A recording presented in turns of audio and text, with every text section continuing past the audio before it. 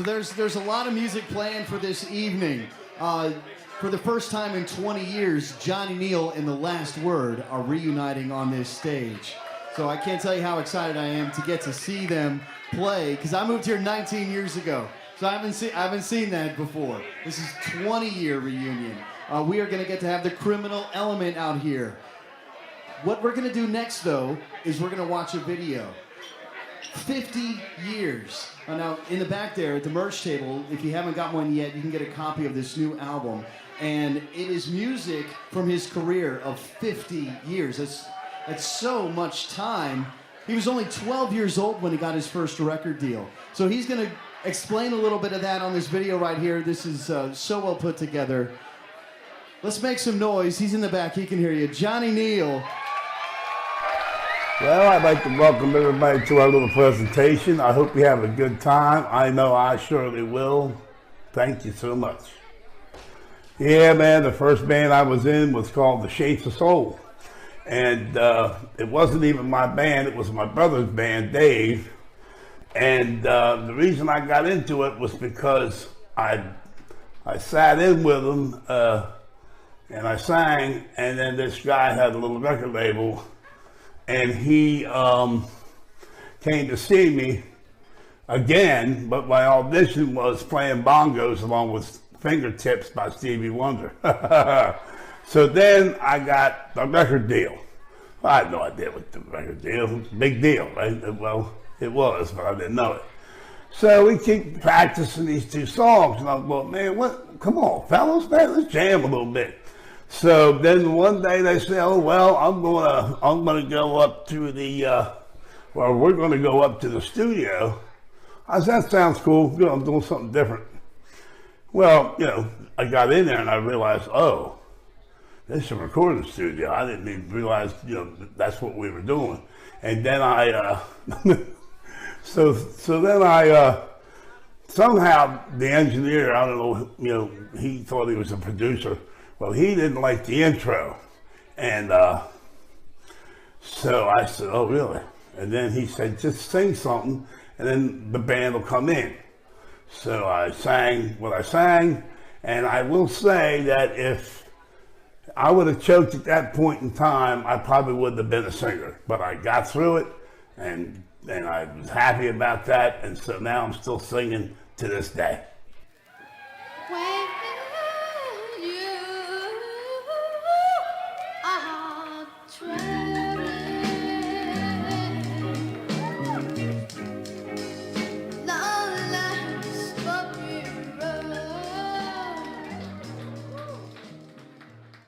Yeah, my dad, he was crazy. He told me, he says, look, we're going to play up on top of this Dunkin' Donuts. I mean, I think it's cold out there. Well, they had the heaters up there, they got the gear up there, then they went to get me in there, they put me in this bucket truck thing, and they go, man, look, and I'm going up, oh man, I'm going up, I don't like this. Then they say, well, it's just like 2 feet from the bucket to the roof. Now, to me, 2 feet was like 20 feet, and I wouldn't get out of it. I stayed there for 15 minutes. Finally, my brothers just grabbed me and by the hands and just pulled me up out of there and put me on the bucket, on the roof. But I never played on the Dunkin' Donuts before, but, you know, I was like, okay. Okay, Dad, you won this one. Okay, very good. We'd like to kick it off now with Johnny and the Shapes of Soul with a record that most of you may be familiar with. It's called Talking About People. Johnny.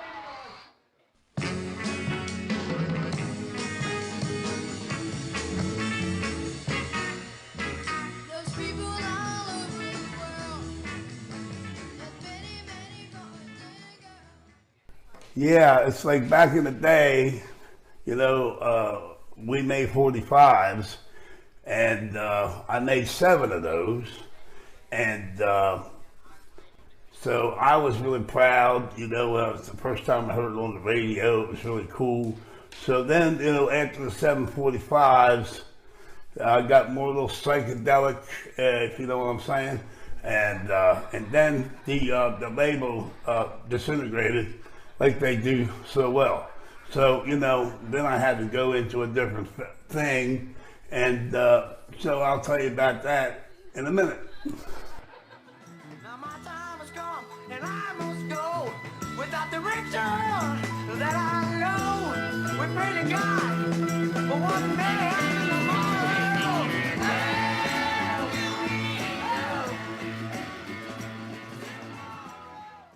Well, then I don't know, maybe, let's guess, maybe 10 years later, I had a band, Johnny Neel Band, and I had made some recordings at a place called Kern Studio, and it was an 8-track, but so I was like talking to a friend of mine, I'm all like, I'm upset, man, I want to finish this thing, I ain't got no money to pay this dude. He says, well look, I'm gonna sell this cow and I'll call you tomorrow. I said, okay. I thought he was just BSing me, to tell you the truth. Calls me up the next day, says, I sold that cow for a couple thousand. He said, I'll give it to you tonight and you can go finish the album. So my first producer was a cow.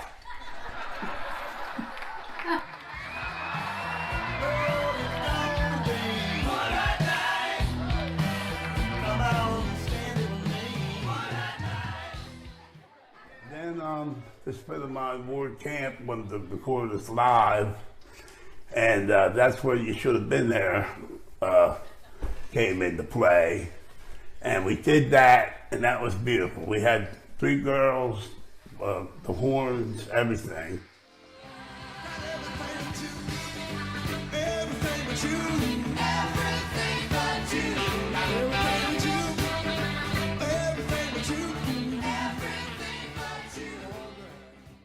So we cut this live album. We should have been there at the Opera House in Wilmington, and it's a beautiful theater. And so it was really cool. We had the record plant outside, and with the truck, with the, you know, I was like, holy moly, this is pretty big stuff. And it did well, and then we had a bus accident somewhere just before that.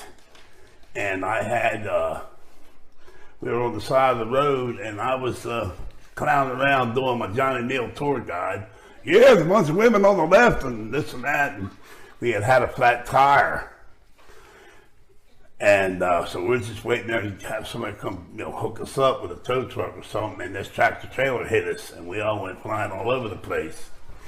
And so that kind of put the kibosh, so to say, on the band, and we hit a point where we didn't quite know what to do, and so then I just started playing around solo.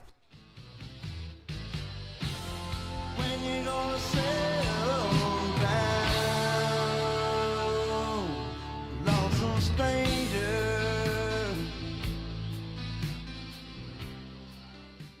So I knew I had to go somewhere. I went to LA, it was too spread out. And back when I was thinking about New York, the crime rate was pre-Giuliani. And so it was pretty high. So then a friend of mine invited me down to Nashville to do a session. I really had a rude awakening. I thought country music was Kenny Rogers and such. And then I started hearing all the other stuff. I'm going, oh. I got this, but it was a great experience coming to Nashville. And I wrote a song called Craving for Love that kind of was instrumental in getting me to realize I could write different music than soul music or funky music or whatever. So I came down here, and I've been here for 32 years.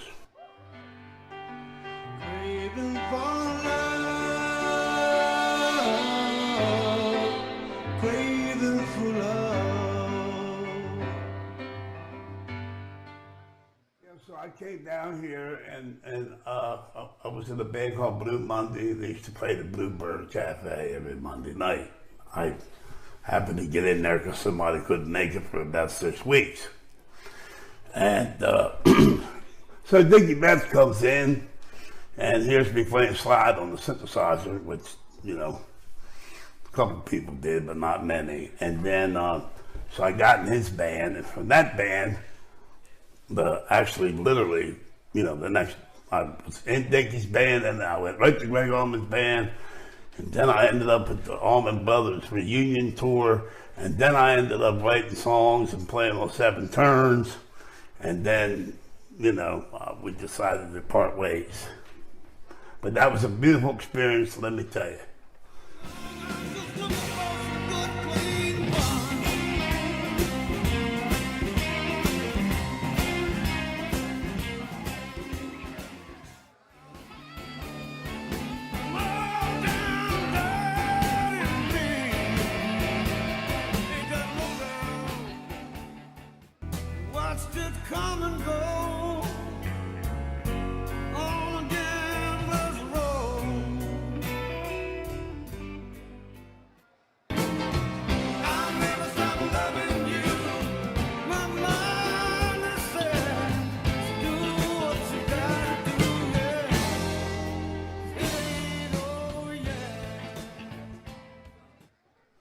So I was having a little spat with my ex-wife, and she'd say something, and I go, well, I don't know about that. And she'd say something else, and I'd say something else. And she goes, you always have to have the last word. And I said, hey, that should be the name of my band. That's how that happened. Which I'm proud to say was at Ronnie Millsap's studio, and it was really cool because it had Braille in it and all stuff like that, and great equipment. Then, and that was called The Last Word. Then we did an album called Coming At You, and that was cut at the Sutler that we all know, not the Sutler that's now, the old Sutler. And we had the truck outside again, so history was repeating itself. The guy says to me, Johnny Potts, man, you better bring a generator. I don't know how good my electricity is. So there we were out there doing that, and that Coming At You. And then I built a studio called Straight Up Sound, and that was my next record. But we've been doing it, helping a lot of people out, getting started. But so I've been doing all my records there ever since, and I just built a new one out in the country. Maybe I'm not supposed to know which way to go, so I just follow this heart of mine. Follow this heart of mine.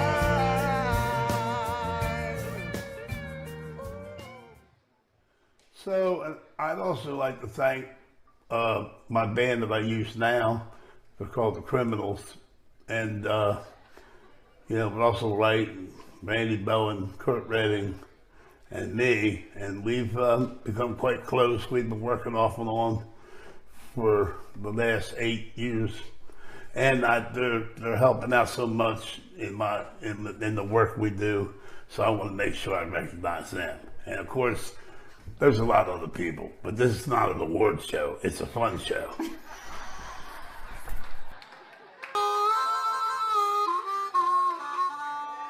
We got some people from your past, and we got some people from today.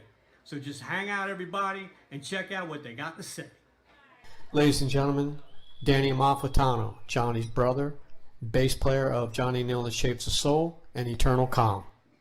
My father just opened up everything for us, provided the studio time, got involved with the money issues on the studio time, the records being made. We did a pretty good job in the area during that period of like 66 to 71, 72. I had great time, family time, but I could just say that Johnny was unbelievable in his ability to hear and play and create and arrange and harmonies and everything else, and his heart and soul was into it. The time was into it. It was just amazing. We had just as much fun playing as we did after playing. At that time, we were carrying a trailer and a van, 66 Dodge van, that we would have to engineer every piece of equipment in both of those and carry us at the same time. It was a feat that was not easy but done. In the band always were at least 4 members of the band. It would be Johnny, Dave, me, and at one point was Billy Neel. Another point was Bruce Malfitano. There was girl backups, but Johnny did all the arranging. John, I still get the privilege of playing with you now and then when you're up in the Delaware area. It's something that I'll never.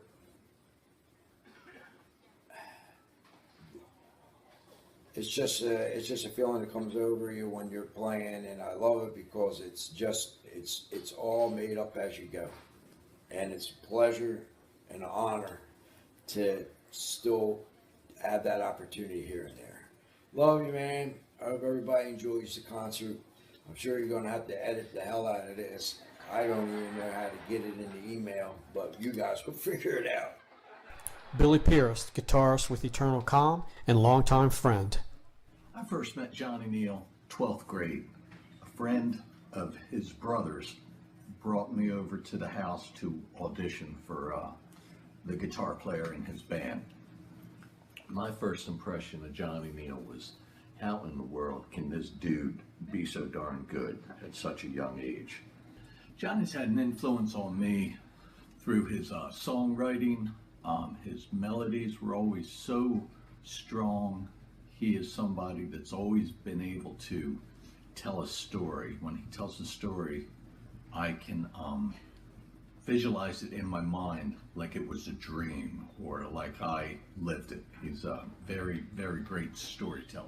Another big influence Johnny's had on me is the cat's not afraid of anything. When he comes up north now, and I get a chance to play guitar with him, we don't talk about what we're going to do because he doesn't want to ruin it too much. He wants everybody to be playing right from their heart. It makes it real. That's a real deal. Johnny Neel, that's who brings that. There are just too many Johnny Neel stories to be able to tell, especially on film, on video. I'll save that for talking face to face with anybody that wants to know some Johnny Neel stories. Randy Coleman, bass player with Johnny Neel Band. I first heard Johnny Neel when I was about 15 years old. I snuck into a high school dance at a school that I didn't go to.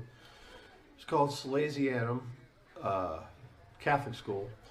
Anyway, he was playing there with his band Internal Calm, and I walked in and they were doing Statesboro Blues, and I freaked out. Inside of about a year, we had actually hooked up.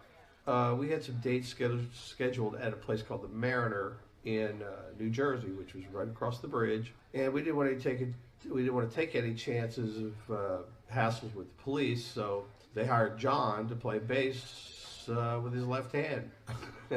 He did. Within a year, we had started working together and doing a lot of his originals, and we jammed a lot. He had a little studio in his basement, and but I really learned how to play music from John. That's a different thing. Learned a whole lot. Expanded my knowledge in a whole lot of areas. Made my ears real big. Anyway, John, happy anniversary, man. Thanks a lot. Ed Shockley, drummer and songwriter with Johnny Neel and longtime friend. Johnny Neel. I've known Johnny since around 1974. I walked into an after-hours club in Ocean City, near Ocean City, New Jersey. I was playing over there regular hours. I didn't know Johnny was playing there, but he was there with Smitty on drums, just the two of them. And they were kicking it big time. And shortly after that, I had the opportunity to work with Johnny a lot in Fred Kern's studio. And the funny story from that is I got a call like around 10:30 on a Sunday night from Fred saying, "Can you come down here and play drums on something? Johnny's producing a record down here." So I get down there and I walk in, And Johnny and Fred combined are trying to play a drum kit together. They one person would play the kick drum and snare, and somebody else was playing the cymbals and the tom-toms, and there was these fills. It was the funniest thing. But my favorite Johnny story is I took him out on the beach in my Jeep, and we went in the late afternoon, and by the time we were leaving, the beach was pretty well deserted. So I let Johnny drive.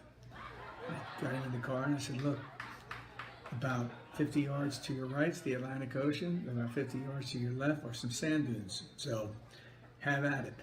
So he's driving up the beach, and I'm not paying a whole lot of attention, and there's this big pile of debris that they cleaned off the beach with big timbers and all kind of stuff. And he's headed right for it, and I'm like, Johnny, go to your right. And he's like, I don't want to go in the ocean. I said, go to your left. He said, I don't want to run into sand dunes. I said, anyhow, it was so funny. Doug was in the back seat. I think he was more afraid than all of us, but that was big fun. Johnny's got amazing ears. I mean, he's a musical genius. I had him in the studio one time, and he likes to come in and not get too much direction, not really telling much about the song, and just go with what comes out the first times, because it's very, you're not thinking, it's totally just reacting to the music. And so he's playing really great stuff, but the song had a key change in it when it goes to the bridge, and we're looking at each other, Kevin Walsh and I, like, let's see what he does with this. And when that key change came, he hit it dead on. It blew our mind. I really have watched Johnny closely over the years and become a better keyboard player myself because of it. So real proud of Johnny, and this retrospective thing, this CD is very cool. I wish I could be down there for this. I know you are going to have a blast. All right, from Delaware, this is Ed. Bye. Roy Elkins, and Sonic synthesizer rep for the Allman Brothers tour. My first impression of Johnny was, I'm not sure what it was, to be quite honest with you. I remember him saying in his voice how Johnny talks. Hey Roy, how you doing, man? Once we got working on the keyboards, I realized what a monster player he was. He is truly a musical genius. One of the most memorable experiences is we were somewhere on the road. I don't know, it was the second or third year that I was working with Johnny. And it's the middle of some song, and he was doing this keyboard solo. And then he reaches over to pick up his harmonica. And he starts climbing up his throne, his little three-legged drum throne that he used as a keyboard chair. Johnny starts climbing up it, and he's going to stand on it and do a harmonica solo. But while he's climbing up this throne, he drops the harmonica. The crowd can't see it, but we can. We're standing backstage. I'm standing with Rich Kramer and his tech, and we're seeing, and we're thinking, oh my God, Johnny is, he's just going to fall, and he's going to fall on these keyboards, and this is going to be a mess. Well, as he stands up, he puts his hands over his mouth like he's got a harmonica in his hands, and he starts doing a harmonica solo. He's imitating our harmonica. The crowd doesn't know this. I think there's only, I don't even know if the rest of the band members know it. And he's just tearing this solo up. Now, anybody who knows Johnny Neel, when Johnny Neel solos, it can take quite a while for the solo to end. And then when he's done with the solo, he takes his hands, now he's standing on this chair at the same time, and he holds his hands up like this to the crowd. And there's no applause. And at least not for 2 or 3 seconds, they're just stunned. And the rest of the band is looking over, what the hell's going on? I mean, everyone in the place was just stunned. Then all of a sudden the cheers just went crazy when people realized what had just happened. It was truly one of the most remarkable musical moments I have seen. And I will guarantee you, anybody that was in that crowd at that moment, at that show, will remember that moment forever, because it was so cool. Tim Lofton, bass player with the last word. Johnny Neel. Hello, Johnny Neel. Yeah. Anyway, When did I meet Johnny Neel? 1990. I rented his house. I think he made some money with the Allman Brothers, and he told the real estate agent, I want a pool that comes with a house. So that's what he got. And we had fun in it, and I loved being around him. I loved listening to him play Society Hill and reharmonize it, and just, he was full of emotion, man. That still kills me today. And the funny things about Johnny. He had a chalk line in his backyard and a basketball hoop put up on the wall, and he could stand there and shoot that basket and get it right in there. I can tell you this, Johnny Neel, that was one of the best gigs I ever played in because it was so much fun, and I still love to be doing it. And you can call me anytime and say, my kind of people, your kind of day. I love you, Johnny Neel. I wish I was there. I love all you girls. I love you, Jack. Dale's not there, but Johnny, you're my man. And I hope everything keeps going well for you, brother. You deserve it. I love you. Dennis Gully, engineer with Johnny at Straight Up Sound Studio. I first met Johnny Neel in about 1994. And my first impression of Johnny was, he's crazy.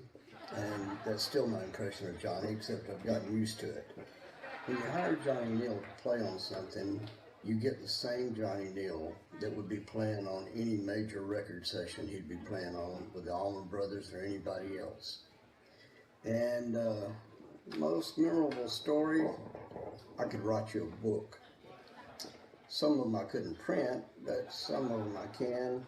We were doing a session one day.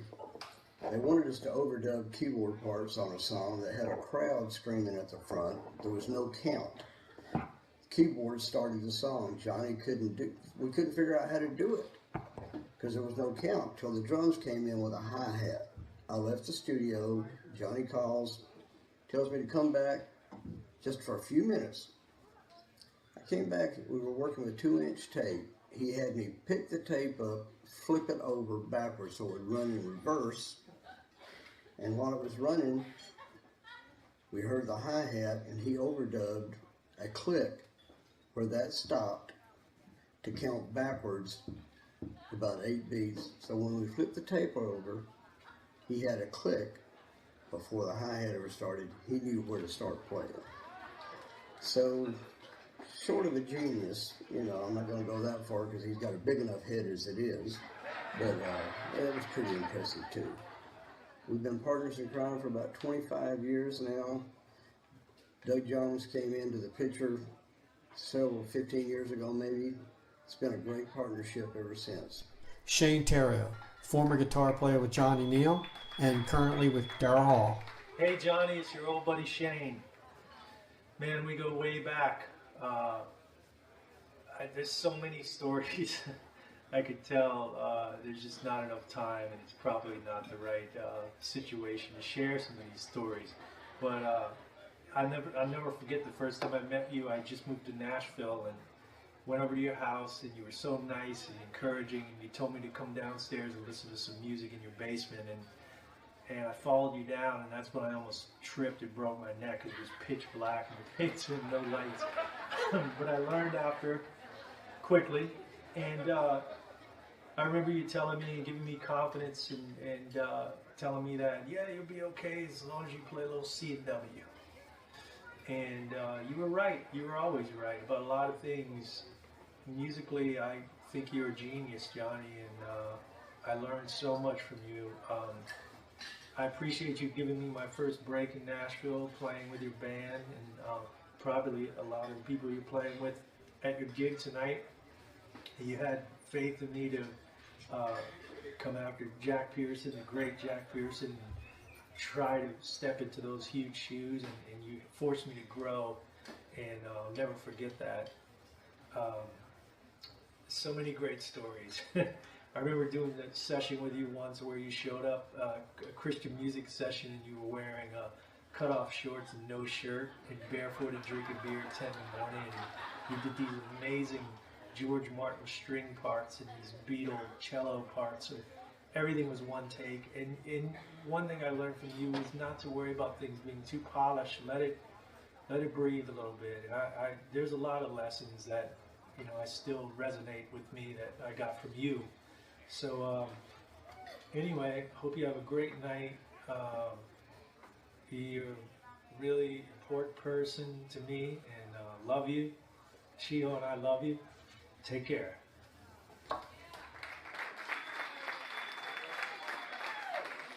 Hello there, Warren Haynes here. Hi Johnny, congratulations. They've asked me to talk about when we met, and I think that was in the mid-'80s sometime at the Bluebird Cafe. I went down to hear a band called Blue Monday, and this blind cat got up and sat in on the harmonica, and he sounded great. Then he sang a little bit, and he sounded great. So we met during the break, and I said, hey man, you sound wonderful. Well, I'm really a keyboard player if you want to know the truth. Wow, okay. So we became friends, played together a lot of times, wrote a lot of songs together, traveled virtually all over the place, influenced each other day in, day out in so many ways, good and bad. They also asked me to tell a story or talk about my most memorable Johnny Neel story. And I can't really do that. My most memorable stories are private or at least personal, and maybe even a little revealing. So let me just say that I have many, many, many stories that I cherish and tell in mixed company, mostly in private situations, in studios and backstages all over the world. People are hearing Johnny Neel's stories, maybe even some you forgot about. Love you, Johnny. Congratulations. Miss you. Yeah, I really don't quite know how to thank everybody, so I'm just thanking everybody for coming together and helping me out through my life. All the good musicians, the good people, and the fans, because it really makes me feel like every minute was worth it.